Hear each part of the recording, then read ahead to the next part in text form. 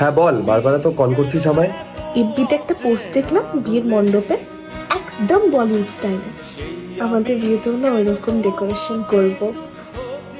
উফ, আবার এই সেম কথা। আমার এখন এসব শোনার একদম টাইম নেই, তুই রাখ না প্লিজ কল।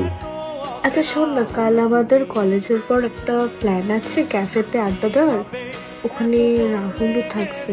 হ্যাঁ তো তোর যা ইচ্ছে তুই কর না রে, তুই আমায় কেন বলছিস এসব? তোর কোনো প্রবলেম নেই?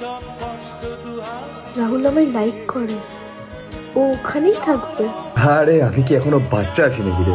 আমার এসব এখন ভাবার অত সময় নেই, বুঝলি? এই শোন না, আজ আমার সাথে কি হয়েছে জানিস? ইস, আবার ওইসব ফালতু কথা এখন তুই বলা শুরু করবি তো? তোর কোনো কাজ নেই সারাদিন আমায় কল করা ছাড়া? আমাদের তো অনেকদিন দেখা করা হয় না রে। তোর মনে হয় না একদিন দেখা করা দরকার? না রে, আমার মনে হয় না। আর হ্যাঁ শোন, আমার থেকে না তুই এত বেশি আশা রাখিস না। আচ্ছা